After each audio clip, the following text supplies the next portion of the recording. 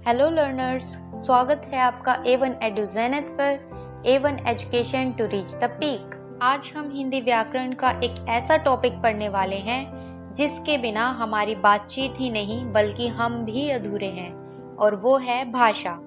तो चलिए शुरू करते हैं ये भाषा का सफ़र। क्या आपने कभी सोचा है, अगर भाषा न होती तो हम अपने मन के विचारों को, भावनाओं को और अनुभवों को साझा कैसे करते, और ये भाषा आई कहाँ से है? तो आज हम इस वीडियो में इस प्रकार के सभी प्रश्नों का उत्तर जानेंगे। सबसे पहले समझेंगे भाषा की परिभाषा। भाषा वह माध्यम है जिसके जरिए मनुष्य अपने मन के भावों, विचारों और अनुभवों का आदान प्रदान करते हैं। भाषा के द्वारा मनुष्य सामाजिक समूह एक दूसरे के साथ संवाद और सहयोग कर पाते हैं। अब बात करते हैं भाषा आई कहाँ से है। क्या इसकी उत्पत्ति किसी एक दिन हुई है? तो इसका जवाब है नहीं। भाषा की उत्पत्ति एक जटिल प्रक्रिया है जिसका कोई एक निश्चित दिन या कोई निश्चित सिद्धांत नहीं है। भाषा मनुष्य के विकास का एक हिस्सा है जो समय के साथ परिवर्तित होती रहती है।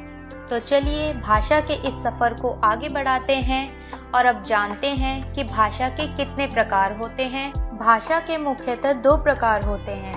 पहला है मौखिक भाषा और दूसरा है लिखित भाषा। इसके अलावा भाषा के दो अन्य प्रकार भी होते हैं जो कि है सांकेतिक भाषा और दृश्य श्रव्य भाषा। तो चलिए भाषा के सभी प्रकारों को उदाहरण सहित अच्छे से समझते हैं। मौखिक भाषा यह संचार का वह रूप है जिसमें लोग अपने विचारों, भावनाओं, ज्ञान या अनुभवों को बोलकर व्यक्त करते हैं और दूसरे व्यक्ति उसे सुनकर समझते हैं। यह ध्वनियों और अर्थों को जोड़ती है और सफल संचार के लिए श्रोता और वक्ता दोनों के कौशल की आवश्यकता होती है। उदाहरण के लिए आपस में बातचीत करना, भाषण देना, फोन पर बात करना, गीत गाना या कविता सुनाना या फिर कक्षा में शोर मचाना। लिखित भाषा यह एक ऐसा माध्यम है जिसमें व्यक्ति प्रतीकों या चिन्हों का उपयोग करके लिखित रूप में अपने विचारों या भावनाओं को व्यक्त करते हैं और दूसरा व्यक्ति उसे पढ़कर समझता है। इसका प्रयोग सूचना को लंबे समय तक संरक्षित करने और प्रसारित करने में किया जाता है। इसमें पुस्तकें, पत्र, लेख, समाचार पत्र और अभिलेख जैसे माध्यम शामिल हैं। सांकेतिक भाषा इसमें ध्वनि को उत्पन्न किए बिना ही हाथों की गति, चेहरे के हाव भाव और शरीर की स्थिति के माध्यम से ही इशारों में अपने मन के भावों या विचारों को प्रकट किया जाता है।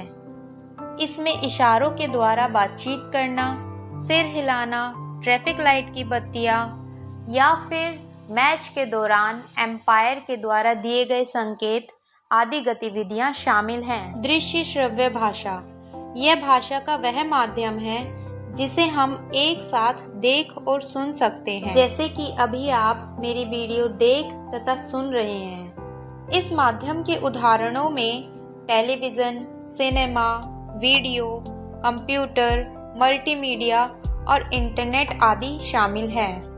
भाषा को और अच्छे से समझने के लिए आइए इसकी खास बातें जानते हैं। अभी तक हम यह जान चुके हैं कि भाषा संचार का एक साधन है जिसे कई प्रकारों से व्यक्त किया जा सकता है। भाषा मानवीय है, संरचनात्मक रूप से जटिल है और परिवर्तनीय है। यह वाचिक, सामाजिक और पारंपरिक भाषा रचनात्मक, प्रतीकात्मक तथा व्यवस्थित भी है। चलिए भाषा के सभी प्रकारों को समझने के लिए एक छोटा सा खेल या एक्टिविटी करते हैं। अगर मैं कहती हूँ सुगम पढ़ रहा है तो यह मौखिक भाषा। यदि मैं इस बात को लिख दूँ तो यह लिखित भाषा।